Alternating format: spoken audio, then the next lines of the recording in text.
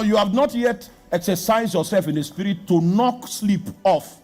You say you want to be an international minister. What are you looking for? Why not stay in high level? Stay in high level and be singing Makosa. There are nations. Don't go to Togo. Don't go to Benin Republic. Do Nigeria, then jump to Ghana. Don't go to Uganda. Don't go to Cameroon.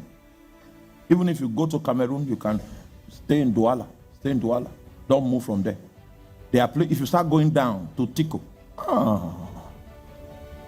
I've seen altars of darkness. I've seen witches raging in the night. I've seen spirits hanging around my window. The man from Cameroon knows what I'm talking about. Spirits hanging around my window, and their legs were not touching the ground. I spoke in tongues till 5 a.m. before they left. They were just hanging there. As long as I spoke in tongues, they were paralyzed, but they were waiting for me to stop praying. Stay here. There's nothing. The only thing you see in high level are boys that need to give their life to Christ. The intensity is on the low side. You will survive it. The spirits were there till 5 a.m. I prayed in tongues. Prayed in tongues. I prayed in tongues.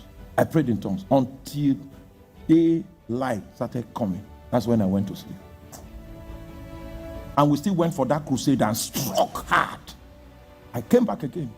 After preaching in the crusade, you will think that, oh, okay, it's weary. If you can't drive sleep, you will not come back. I had that fight for 3 days. The third day, I struck what was there. And it was the third day heaven sent reinforcement from heaven. I saw the angel that was sent from above, so mighty. I've never seen that type before. It was his sword that he just lowered it like this. Those demons just left. There was no fighting. Just lowered the sword. It was bright. D.O.A.N will fall. I want us to do something deliberate. There are 2 prayer points I have. The first one is D.O.A.N prayer point. D.O.A.N. The second one is in the lamentation that is in the book of Psalm 74 verse 9. We see not our sign. We want to ask that God will restore our signs. Let us be able to read the meter of the Spirit again, so that we'll know when to take our journey. We'll understand how God is advancing us in the process that we are engaging. Hallelujah. Sometimes people get discouraged when they cannot see the progress that is being made from their input in prayer, their input in fasting. If you know how to read the signs, you'll be able to articulate how much progress you have made. Your spiritual life is not a vague adventure that is blind. No, there are spiritual senses with which you can articulate with a great sense of accuracy what is building in the spirit. And I'm not telling you what I have not seen. I'm not telling you what I have not practiced.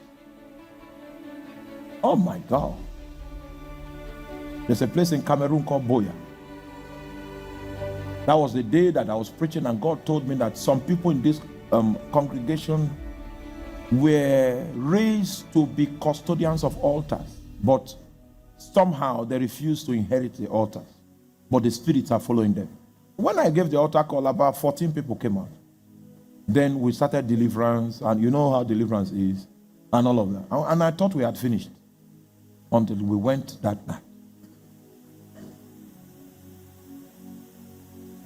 We went that night, and something scratched my body. The thing that scratched my body, it touched my body physically, but the thing was invisible.